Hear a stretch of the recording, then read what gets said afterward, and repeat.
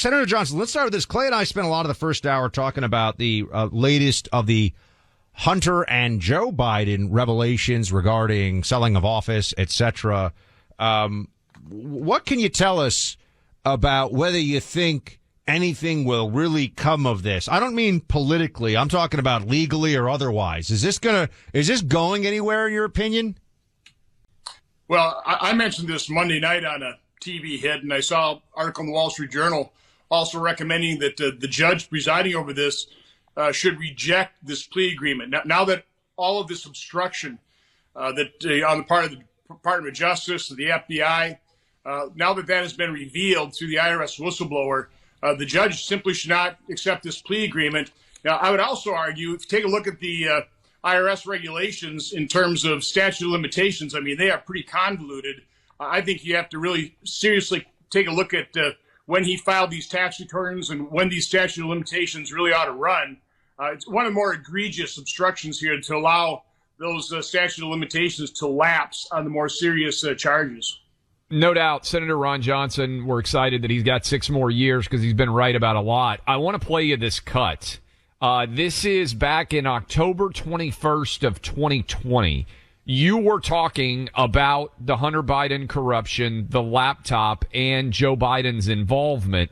And I don't even know if you remember this, but Joe Biden was asked about it. I want to play it for you. Here's what he said. Wisconsin's Republican Senator Ron Johnson put out a statement on Homeland Security letterhead saying Hunter Biden, together with other Biden family members, profited off the Biden name. Is there any legitimacy to Senator Johnson's claims? None whatsoever. This is the same garbage Rudy Giuliani, Trump's henchman. It's a last-ditch effort in this desperate campaign to smear me and my family. Even the man who served with him on that committee, the former nominee for the Republican Party, said there's no basis to this. And, you know, and the vast majority of the intelligence people have come out and said there's no basis at all. Ron should be ashamed of himself. Okay, Senator Johnson, he says you should be ashamed of yourself. A little bit, 2.5 years later, everything you said, if not more, is 100% true. What would you like to say now? Because I bet you don't get to talk to Joe Biden very often. Yeah, I'm not his favorite U.S. senator. Listen, the president ought to be ashamed of himself, but he has no shame. He's part of a corrupt Biden family. They're profiting off of his name. And again, he's absolutely shameless. I heard earlier in the program you guys were talking about, why didn't the FBI tip off those intelligence officials? Yeah. The FBI was fully engaged all through 2020 of covering up for the Bidens. When they elected the computer shop, they turned and talked to McIsaac and said, it's this is a paraphrase, but it's our experience that people who don't talk about these things don't get in trouble or don't get hurt. We had a concerted campaign run against Senator Grassley and I in the news media, more than 100 articles, accusing us of soliciting and disseminating Russian disinformation. The FBI briefed us, unsolicited briefing in August of 2020, said that we were a target of Russian disinformation. Where did all that come from? Who orchestrated that? And of course, it had an impact. And this isn't widely known, but we were offered Hunter's computer the day after we issued our report in September of 2020. But because all these claims of Russian disinformation sound like a pretty odd story, we didn't know this was stolen property. So guess who we went to? We went to the FBI to determine, is this authentic? And for 2 or 3 weeks, they gave us the runaround. We never took possession of that computer. In the end, McIsaac got impatient, turned that over to Rudy Giuliani in the New York Post. But again, the FBI should have told the President Pro Tem, the chairman of the Senate Finance Committee, the chairman of Homeland Security, that they had the computer, that it was authentic. They should have told us that as soon as we contacted them, but they gave us the runaround. They covered up the Bidens. Yeah, this is so important, what you just told us. Who ordered the code red, effectively, in your opinion, to protect the Bidens? Because we now know that the FBI knew within a couple of weeks of taking possession of this laptop in December 2019 that it was 100% real, and they were still engaging in the fiction that it was Russian disinformation and actually trying to get you colored as someone who was propagating Russian disinformation. Who ordered the code red? Shouldn't every American need to know that in order to have any faith and confidence at all in our justice system?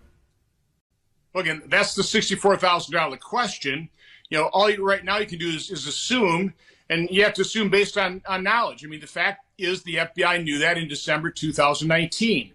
I mean, you go back to their corruption, look at what they knew about the Russian collusion hoax. They knew that the subsource for the Steele dossier was somebody they were investigating as a Russian spy, and yet they said nothing about it. They allowed the investigation to continue. They allowed for the Mueller special counsel investigation. So the FBI has been corrupt. I had to subpoena Christopher Wray to get information on that corrupt investigation. I didn't get squat from Christopher Wray. So again, this is so much larger story than just the Biden family corruption. As troubling as that is, as much as that compromised the United States president, I mean, the complicity and corruption of the mainstream media, of federal law enforcement, of our intelligence agencies, this is a much larger story, and there's so many questions that are unanswered. Senator Ron Johnson with us now. And Senator, you are quoted here in a piece in the UK's Guardian, PGA and Saudi-backed Live merger in enormous flux. So this is about the golf stuff. Tell me about this so I can impress Clay and bring it up later. Well, it is. I mean, now somebody's leaked their 5-page tentative agreement. The only thing that's binding on that is that they've dropped the lawsuits with prejudice, so they can't bring them back up. But, the PGA is fighting for its life. I think Liv might be ready to throw in the towel here. I don't know. I really don't believe Congress should be playing a role in this at all. But I'm ranking member on the permanent subcommittee investigation. The chairman of the committee has decided to hold a hearing and do an investigation. So, I've got a responsibility to be involved in that, but I'm going to do everything I can to make sure that Congress's role is constructive. I'm a real lover of the game of golf. I wish I was a better golfer, but I love watching golf. I appreciate the perfection, the excellence of the players, the meritocracy that golf is, and I just want to see the game be successful going forward. Senator, thanks for that, and I wish I was a lot better at golf, too. I think the last time I played, I posted about a 118, so it was a rough round. I got a question for you all about this dishonesty in the FBI and Department of Justice. I know you're in the Senate side, and I know the House would have to initiate impeachment proceedings, but what do you think they should do? Should Merrick Garland be impeached? Should Joe Biden be impeached? We know they're not going to get removed. The votes aren't there in the Senate. But should that happen, and what would it be? What would it mean to do that from your perspective as a senator who would get to hear this trial?